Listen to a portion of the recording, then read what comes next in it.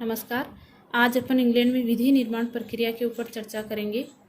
कानूनों का निर्माण इंग्लैंड में किस तरीके से होता है, कौन सी प्रक्रिया वहाँ पर अपनाई जाती है।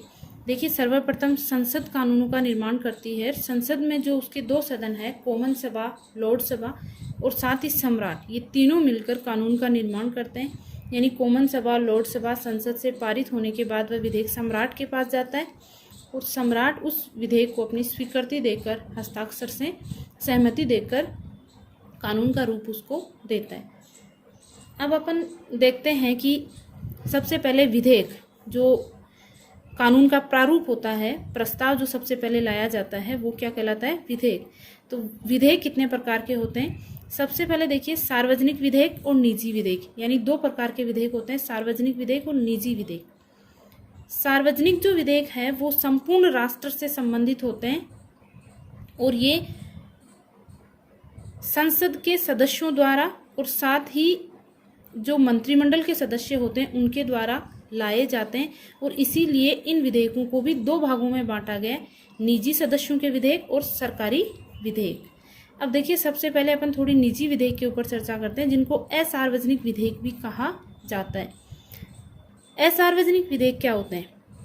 इंग्लैंड में ये एक बहुत ही महत्वपूर्ण व्यवस्था, जिसको अपन कह सकते हैं कि वहाँ पर व्यक्तियों का कोई समूह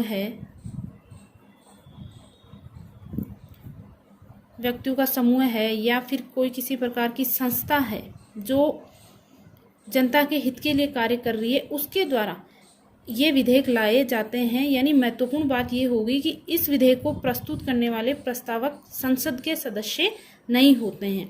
ये कोई निजी संस्था से या फिर व्यक्तियों का समूह होता है और इन विधेयकों का संबंध साधारणतः सामुदायिक ही होता है। यानी ये पूरे राष्ट्र से संबंधित नहीं होते, बल्कि किसी संस्था या क्षेत्रीय स्तर से ही ये संबंधित, समुदाय से या क्षेत्रीय समस्या से संबंधित होते हैं। अब देखिए, जो सार्वजनिक विधेयक है, जो संपूर्ण राष्ट्र से संबंधित होते हैं, जिनका संबंध, ये विधेयक दो प्रकार के होते हैं, निजी सदस्यों के विधेयक और सरकारी विधेयक। निजी सदस्यों के विधेयक कौन से होते हैं और सरकारी विधेयक कौन से होते हैं? सरकारी विधेयक भी दो प्रकार के हैं, वित्त विधेयक और साधारण विधेयक। इसमें देखिए, सबसे पहले कि संपूर्ण राष्ट्र से संबंधित संसद सदस्य ही ये प्रस्तुत कर सकते हैं। अब सार्वजनिक विधेयक, साधारण सदस्य और मंत्री। निजी सदस्य कौन से होते हैं या निजी सदस्यों के विधेयक कौन से कहलाते हैं? जो संसद के साधारण सदस्य होते हैं। साधारण का मतलब यहाँ से ये है कि जो कॉमन सभा या लॉर्ड सभा के सदस्य तो हैं, लेकिन वो क्या नहीं है? मंत्री नहीं है। और मंत्रियों द्वारा कार्यपालिका के, मंत्रिमंडल के, मंत्री परिषद के सदस्य, यानी कार्यपालिका के जो सदस्य, वो क्या कहलाएंगे? मंत्री। तो यदि वह विधेयक मंत्री द्वारा रखा जा रहा है तो वह क्या कहलाएगा? सरकारी विधेयक। सरकार की तरफ से, सत्ता पक्ष की तरफ से मंत्री के द्वारा यदि कोई विधेयक रखा जाता है तो वह क्या कहलाता है? सरकारी विधेयक। और मंत्रियों के अलावा संसद का कोई भी सदस्य, सदन का कोई भी सदस्य यदि किसी विधेयक को रखता है तो वह क्या कहलाते हैं? निजी सदस्यों के विधेयक। और क्योंकि सार्वजनिक विधेयक संपूर्ण राष्ट्र से संबंधित होते हैं, इसीलिए इनको क्या कहा जाता है? सार्वजनिक विधेयक कहा जाता है। मंत्रियों द्वारा जो प्रस्तुत किए जाने वाले विधेयक है वो सरकारी विधेयक कहलाते हैं। अब देखिए, सरकारी विधेयक में भी अपन देखते हैं कि ये दो प्रकार के होते हैं, एक है साधारण विधेयक और दूसरा है वित्त विधेयक। साधारण विधेयक का संबंध किससे है? साधारण विधेयक का संबंध आय व्यय से नहीं होता, यानी जिस विधेयक का संबंध धन से नहीं होता, वित्त से नहीं होता, वह विधेयक क्या कहलाते हैं? साधारण विधेयक कहलाते हैं। जैसे मान लीजिए, अपने यहाँ पर भारत में मताधिकार की जो आयु थी उसको 21 वर्ष से घटाकर क्या किया गया? 18 वर्ष। तो ये विधेयक, क्योंकि इसमें किसी प्रकार का कोई धन या वित्त से संबंधित कोई बात नहीं है, तो ये विधेयक क्या कहलाएगा? साधारण विधेयक। और ये साधारण विधेयक जो है वो मंत्री और साधारण सदस्यों द्वारा रखे जा सकते हैं। यानी इनको सरकारी विधेयक भी कह सकते हैं अपन, और ये साधारण सदस्यों द्वारा यदि रखा गया है तो वो निजी सदस्य का विधेयक भी कहलाएगा। निजी सदस्य द्वारा भी साधारण विधेयक रखा जा सकता है और मंत्रियों द्वारा सरकारी विधेयक के रूप में भी वो रखा जा सकता है। फिर है वित्त विधेयक। वित्त विधेयक सबसे प्रमुख बात यह कि मंत्री द्वारा ही रखा जाता है। मंत्री, कार्यपालिका का जो सदस्य है उसके द्वारा ये वित्त विधेयक रखे जाते हैं।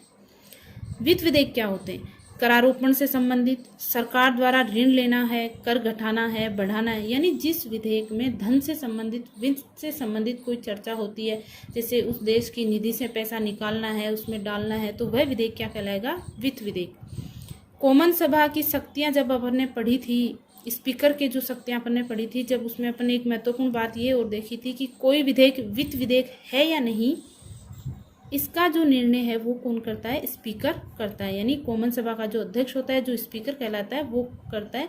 और वित्त विधेयक कॉमन सभा में ही रखे जाते हैं। इसके ऊपर अपन अलग से आगे चर्चा करेंगे। अब देखते हैं सार्वजनिक विधेयक पारित होने की प्रक्रिया। सार्वजनिक विधेयक में सबसे पहले अपन देखेंगे साधारण विधेयक। सार्वजनिक जो विधेयक है, जिनमें निजी सदस्यों के विधेयक भी है, सरकारी विधेयक भी है, ये दो प्रकार के जो होते हैं, साधारण विधेयक और वित्त विधेयक, धन विधेयक। तो इसमें सबसे पहले अपन देखते हैं साधारण विधेयक। साधारण विधेयक के बारे में देखिए क्या बात है कि ये दोनों सदनों, कॉमन सभा में भी प्रस्तुत किया जा सकता है और लॉर्ड सभा में भी प्रस्तुत किए जा सकते हैं। यदि मंत्री द्वारा रखा गया है, कार्यपालिका के मेंबर द्वारा रखा गया है, तो वह सरकारी विधेयक कहलाएगा। और यदि साधारण सदस्य ने उसको प्रस्तुत किया है तो वह क्या कहलाएगा? निजी सदस्य का विधेयक कहलाएगा। अब इस विधेयक का प्रस्तुतिकरण किस प्रकार से होता है? देखिए, किसी भी विधेयक को कानून बनने के लिए 3 वाचन होते हैं। वो 3 तरह की प्रक्रियाओं से गुजरता है: प्रथम वाचन, द्वितीय वाचन और तृतीय वाचन। सबसे पहले अपन देखते हैं उसका प्रथम वाचन प्रस्तुतिकरण किस प्रकार से किया जाता है। तो जो व्यक्ति, चाहे वो निजी सदस्य यदि विधेयक को रख रहा है या फिर कोई मंत्री विधेयक को रख रहा है, सबसे पहले उसका होता है प्रस्तुतिकरण। और ये इसके लिए 3 विधियां अपनाई जाती है या 3 तरीके अपनाए जाते हैं। पहली जो विधि या तरीका है वो है साधारण प्रस्तुतिकरण। ये विधि या ये जो तरीका है वो कैसा है? इसमें देखिए, जो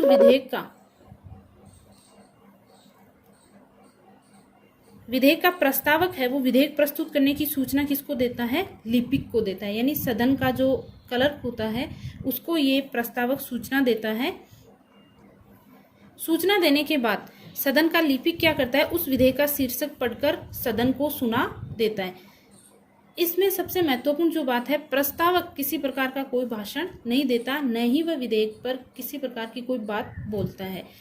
लिपिक को वह सूचना देता है और लिपिक क्या करता है? उस विधेयक का शीर्षक पढ़कर सुना देता है। इसके बाद देखिए, सदन के सामने एक प्रस्ताव रखा जाएगा कि विधेयक का प्रस्तुतिकरण हो गया है और इसका जो प्रथम वाचन है उसको पूर्ण समझा जाए। ये प्रस्तुतिकरण की पहली विधि है या पहला तरीका है, जो 3 तरीके। दूसरी जो विधि है या तरीका है वो 10 मिनट के नियम का प्रस्तुतिकरण है। इसमें क्या होता है कि विधेयक का जो प्रस्तावक है वो विधेयक के पक्ष में अपने विचार रखता है और उसी विधेयक के विपक्ष, जो विरोधी है, जो विरोध करने वाले हैं या विपक्ष में हैं, उनके द्वारा भी उस विधेयक पर अपने विचार रखे जाते हैं।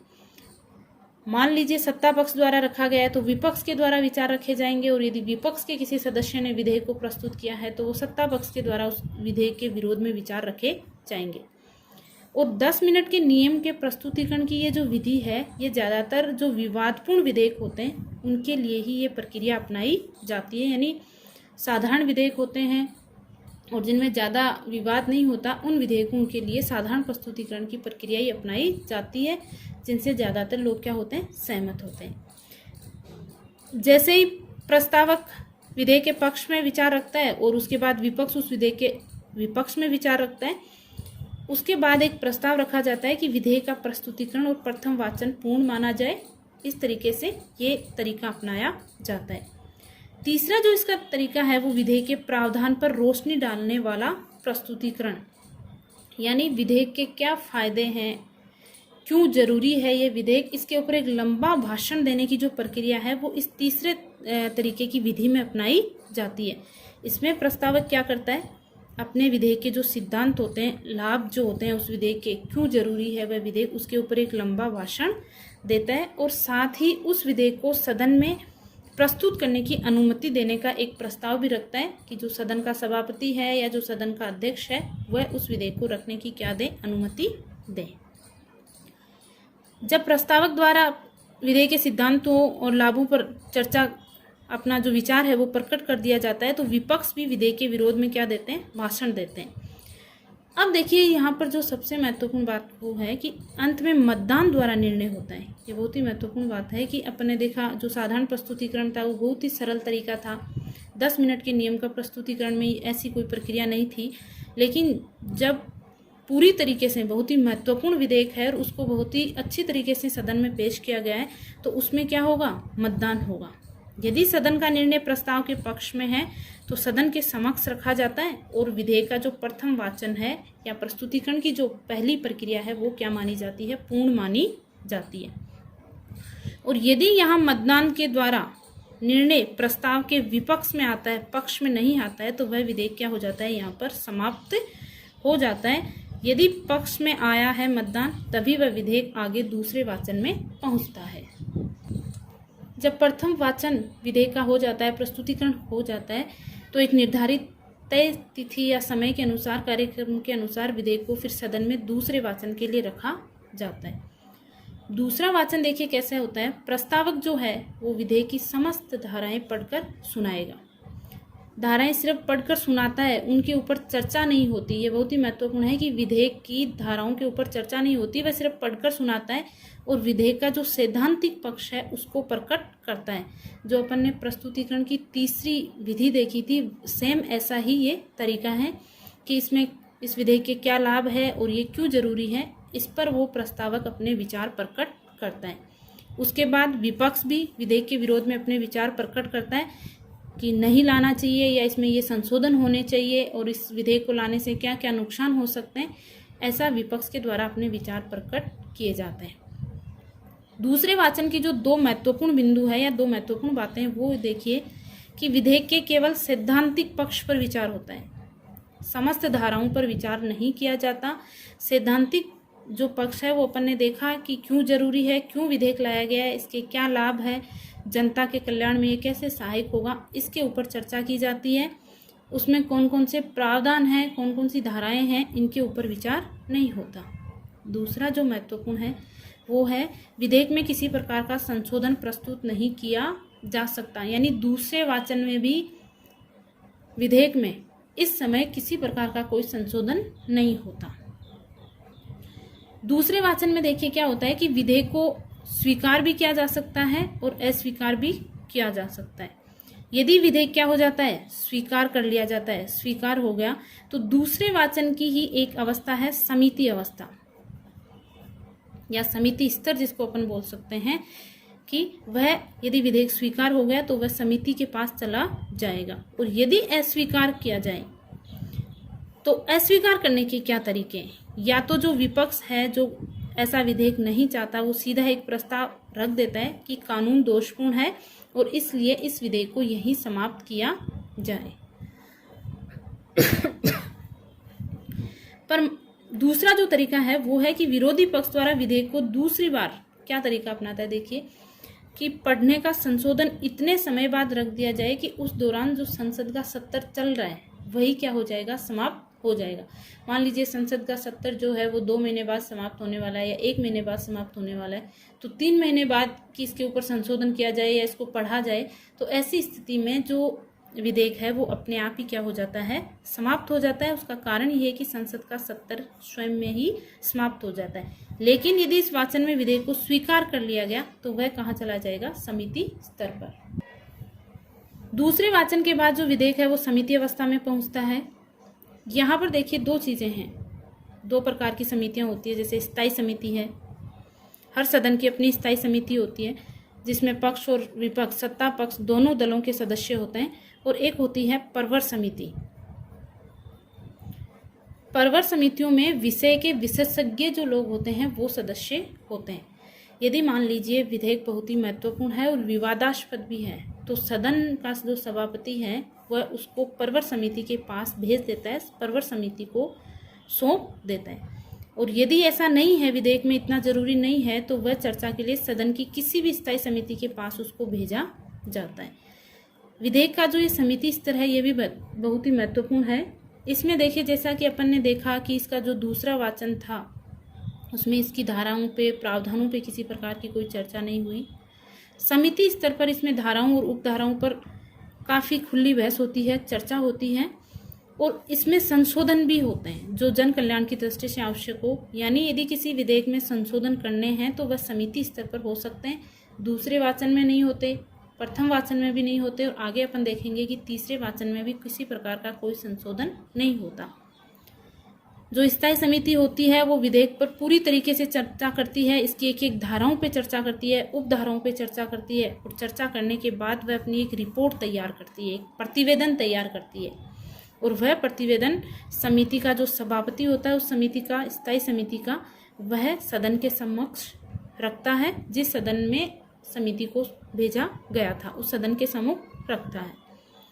अब जो आगे की रिपोर्ट स्टेज है, प्रतिवेदन स्तर है, इसमें देखिए क्या होता है कि जैसे ही उस स्थायी समिति द्वारा सदन को रिपोर्ट भेज दी जाती है तो एक निश्चित दिन सदन उस पर क्या करता है, विचार करता है। ये अवस्था भी बहुत ही महत्वपूर्ण है, क्योंकि यहाँ पर देखिए समिति स्तर में सिर्फ धाराओं और उपधाराओं पर क्या हुई है, चर्चा हुई है। यहाँ पर जो विधेयक की प्रत्येक धारा पर विचार तो होता ही है, चर्चा तो होती है, साथ ही मतदान भी होता है। और जिस विधेयक की जो धारा है उस पर यदि वो धारा बहुमत से पास नहीं होती है तो उन्हें विधेयक से निकाल दिया जाता है। यानी जिस धारा पर मतदान पक्ष में आता है उसी धारा को या प्रावधान को विधेयक में रखा जाता है, और यदि बहुमत से पास नहीं होती है तो उसे विधेयक से निकाल दिया जाता है। तो मतदान होने का कार्य भी रिपोर्ट स्तर पर होता है। रिपोर्ट अवस्था के बाद में देखिए तीसरा वाचन शुरू होता है।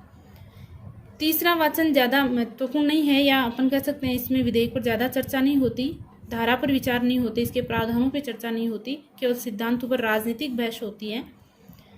और जो महत्वपूर्ण है कि इस वाचन में भी विधेयक में किसी प्रकार का कोई संशोधन है वो नहीं किया जा सकता, केवल शाब्दिक भाषा संबंधी, यानी कोई ऐसा अर्थ लिख दिया गया है जिसका दो अर्थ निकल सकते हैं, या फिर अर्थ में शब्द में किसी प्रकार की कोई त्रुटि रह गई है तो उसको संशोधित किया जाता है, बल्कि ये जो धारा या उपधाराएं होती है इसमें किसी प्रकार का संशोधन नहीं होता। तीसरे वाचन में अंत में विधेयक पर क्या होता है, मतदान होता है। अगर सदन इसे स्वीकार कर ले तो ये एक सदन द्वारा विधेयक क्या माना जाएगा, पारित माना जाएगा।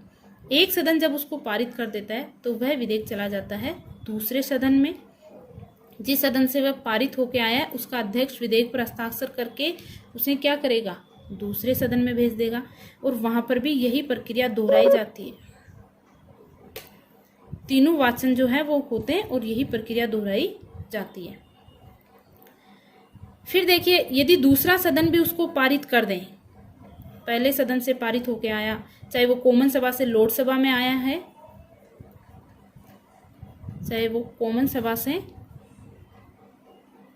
लोकसभा में आया है, या फिर लोकसभा से कॉमन सभा में आया, दोनों ने यदि उस विधेयक को क्या कर दिया है, पारित कर दिया है, तो वह विधेयक कहाँ चला जाएगा, सम्राट के पास।